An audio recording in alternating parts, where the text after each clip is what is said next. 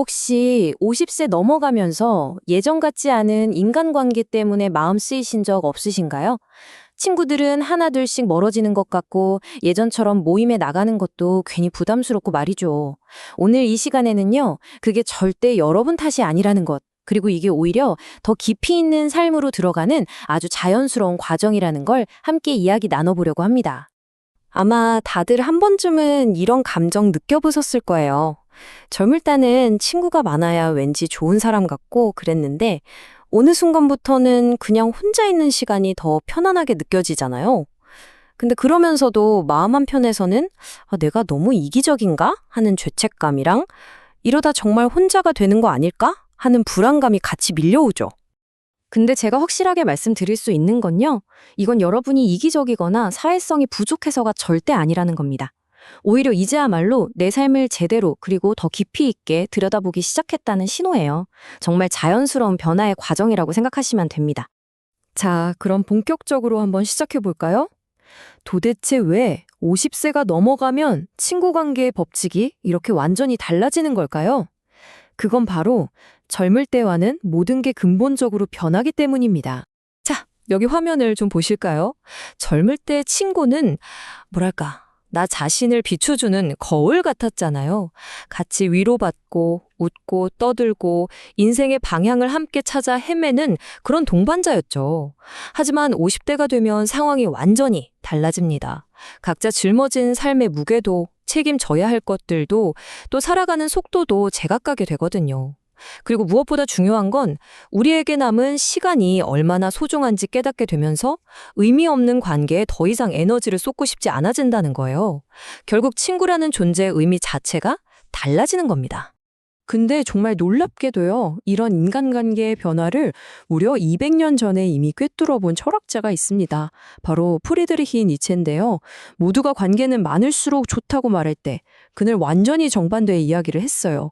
그의 시선을 통해서 우리가 외면하고 싶었던 이 불편한 진실을 한번 들여다보겠습니다.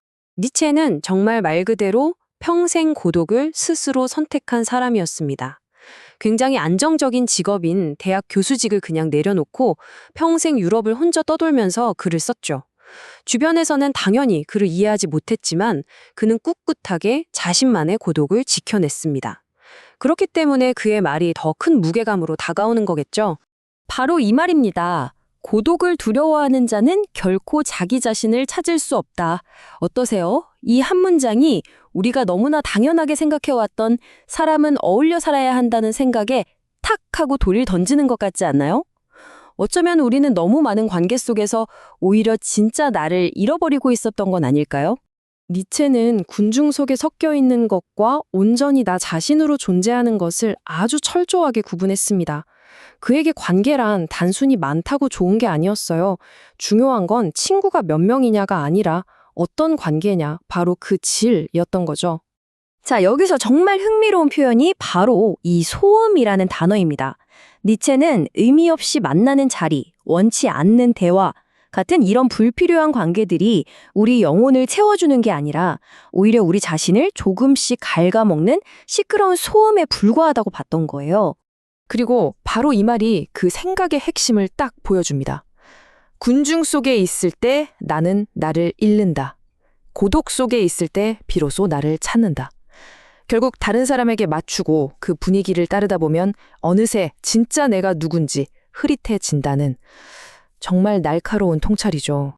그러니까요, 50세 이후의 인간관계가 자연스럽게 정리되는 건 우리가 더 성숙해지고 있다는 증거인 겁니다. 더 이상 다른 사람이 원하는 나의 모습을 보여주기 위해 애쓰지 않게 되는 것. 드디어 타인의 시선과 기대에서 자유로워지는 바로 그 과정인 거죠. 하지만 많은 분들이 이 변화를 쉽게 받아들이지 못하고 착한 사람, 좋은 친구라는 평가에 갇혀서 스스로를 계속 희생하곤 합니다. 혹시 여러분도 그러고 계시진 않나요? 니체는 이걸 아주 날카로운 개념으로 설명했습니다.